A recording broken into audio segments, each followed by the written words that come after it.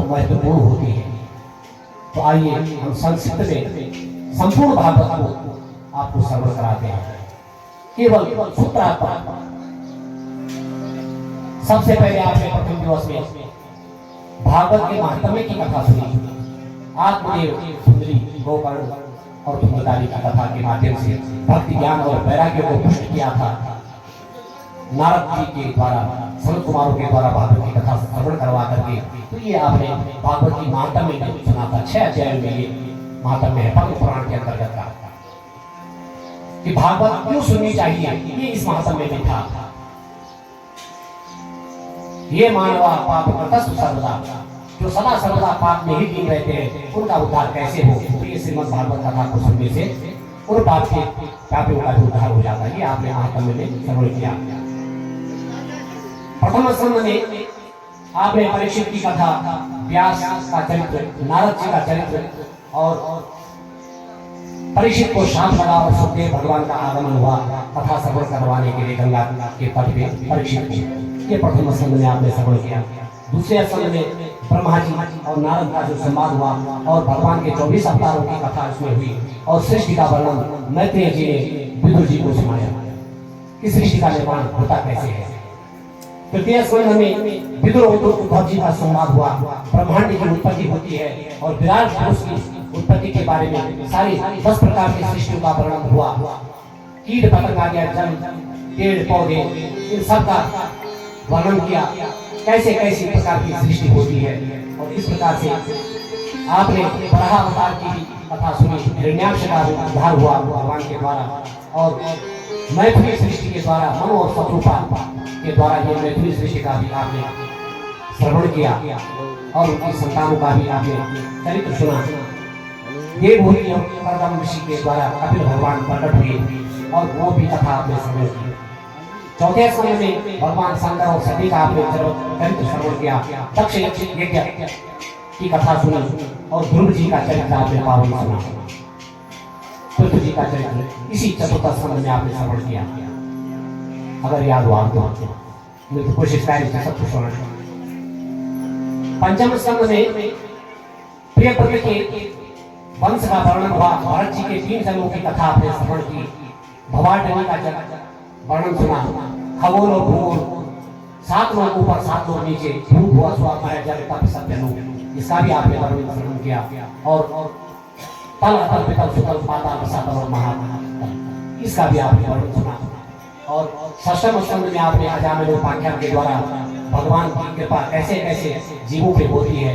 तो छठे स्कंद में आपने अजामिल की कथा सुनी, नरकों का वर्णन सुना और जो हमेशा पापों में ही निरत रहता है उसका उद्धार कैसे हो, ये आपने कथा छठे स्कंद में श्रवण किया। 7वें स्कंद में भगवान किन किन जीवों पे अपना अनुग्रह करते हैं, तो प्रहलाद जी की कथा सुन करके हिरण्यकश्यप का उद्धार किया और भगवान ने नरसिंह का अवतार लिया। ये आपने 7वें स्कंद में श्रवण किया। चारों भागों की व्याख्या भी सुनी। ब्रह्मचर्य, गृहस्थ, वानप्रस्थ और संन्यास आश्रम की भी आपने सूत्रार्थ कथा को श्रवण किया। 8वें स्कंद में है मनवंतरों की कथा। तो एक मनवंतर में, चाक्षुषी मनवंतर में भगवान ने हरि का अवतार लिया, गजेंद्र की रक्षा करने के लिए ग्रह का उद्धार किया। और उसी अष्टम स्कंद में समुद्र मंथन की आपने कथा सुनी। भगवान के पूर्व अवतार हुआ, मोहिनी अवतार हुआ और धन्वंतरी अवतार की भी आपने कथा श्रवण की। ये 8वें स्कंद में आपने और भगवान ने देव और असुरों का संग्राम कराया और देवताओं ने विजय प्राप्त की। 9वें स्कंद में आपने सूर्यवंश का वर्णन सुना। मानधाता, इक्ष्वाकु, रघु, दिलीप, अर्जुन और दशरथ और भगवान का प्राकट्य भी 4 व्यूहों के रूप में इसी वंश में इस सूर्यवंश का आपने वर्णन सुना और भगवान का आपने संक्षिप्त चरित्र श्री राम का सुना। 10वें स्कंद के पूर्वार्ध में चंद्रवंश का आपने वर्णन सुना। यदुवंश में भगवान प्रकट हुए। उग्रसेन, सूरसेन, देव की वसुदेव का आपने चरित्र सुना और भगवान इसी वंश में देव की और वसुदेव के घर में प्रकट हुए अपने भक्तों को आनंद प्रदान करने के लिए। भगवान ने इसी पूर्वार्ध की लीला में बाल लीलाएं की, माखन चोरी लीला की, अपनी माँ को आनंद दिया, अपने बाल सखाओं को भी आनंद प्रदान किया, उनके आनंद को और उछाला। भगवान ने दुष्टों को भी पूर्ण गति देते जाते हैं और अपने भक्तों को आनंद देते जाते हैं। ये लीला के माध्यम से आपने सुना। उत्तरार्ध में, दसम स्कंद के उत्तरार्ध में आपने भगवान की मथुरा की लीला का श्रवण किया।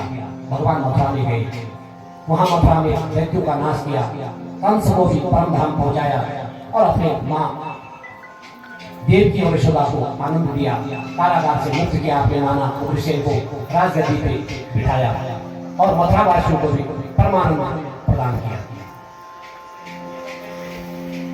आगे इसी लीला में भगवान ने विवाह किया रुक्मिणी जी के साथ में और 16,108 रानियों के साथ में पाणी ग्रहण संस्कार करते हुए अपनी गृहस्थ लीला को संपन्न किया और अंत में उपदेश दे करके और धर्म की स्थापना करके भगवान सुधाम चले गए।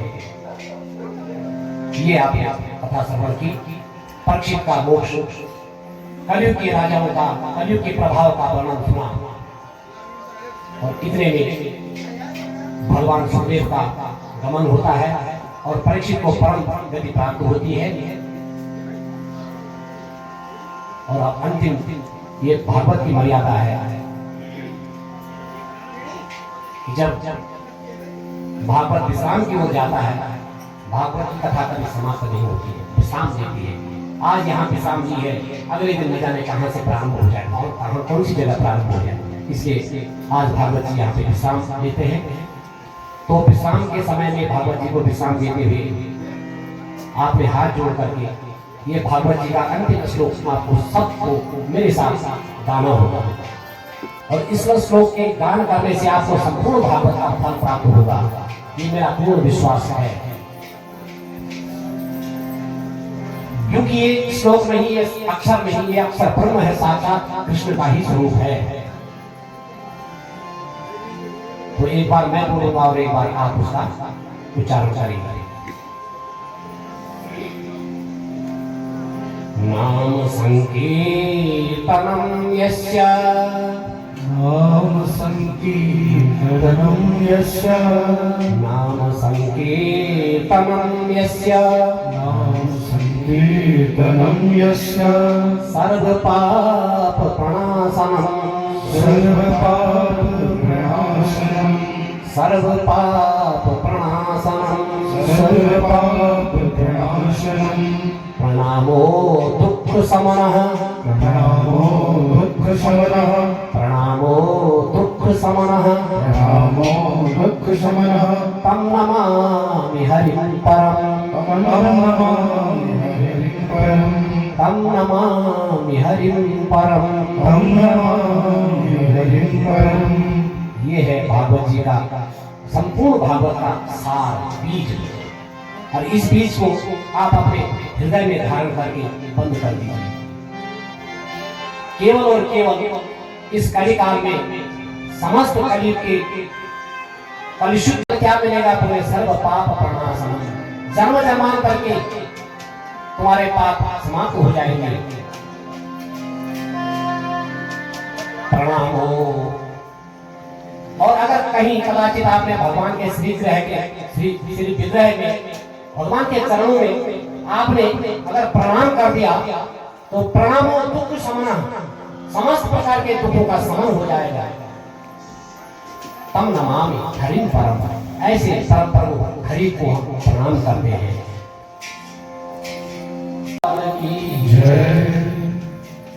सत्संग की महिमा यही है और भागवत सुनने का परम लाभ भी यही है कि दुर्लभो मानुषो देहो क्षण भंगुरा तत्रापि दुर्लभ मान्य वैकुंठ प्रिय दर्शन।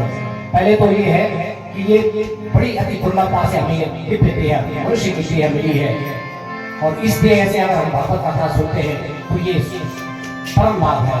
और अगर भगवत कथा और भगवान के दर्शन ना भी हो तो जो साक्षात भगवत स्वरूप ही है, ऐसे सुंदर संतों के हमें दर्शन हो जाए, यही तो इस शरीर को प्राप्त करने का लाभ है। परम लाभ यही है कि जो संत हमें भगवान के चरणों से जोड़ दे, ऐसे संतों के भी अगर हमारे जीवन में दर्शन हो जाए तो हम कृत्य कृत्य हो जाते हैं, धन्य हो जाते हैं। बड़े भाग मानुष तन पावा, सुर दुर्लभ ग्रंथ सब गावा। सारे ग्रंथ इतिहास पुराण वेद वेदांत सारे यही बोलते हैं कि ये दुर्लभ भी हमें प्राप्त हुई है, इसको व्यर्थ में मत गवाना।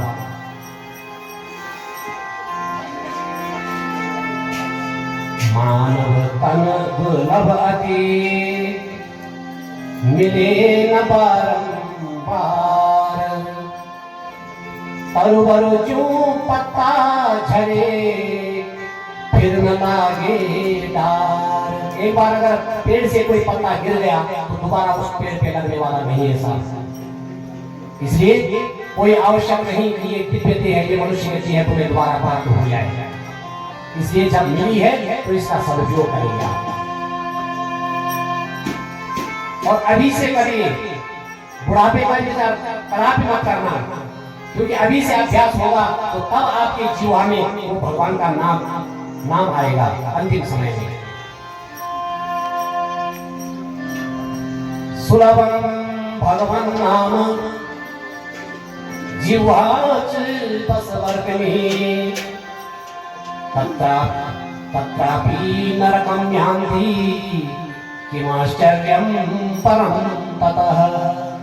कितना बड़ा आश्चर्य है साहब कि सुलभम भगवान नाम, कितना सुलभ है भगवान का नाम लेना, और ये जीवा भी हमारे बस में है, ले सकते हैं, लेकिन तथापि नरकम यान्ति, फिर भी हम नरक की तरफ गमन कर रहे हैं। इससे बड़ा आश्चर्य क्या हो सकता है। इसलिए सतत अपने जीवा में भगवान नाम का सहारा लीजिए, प्रत्येक कर्म अपने ग्रस्त के कर्म करते जाइए और भगवान के नाम का उच्चारण स्मरण करते जाइए तो जीवन सफल हो जाएगा।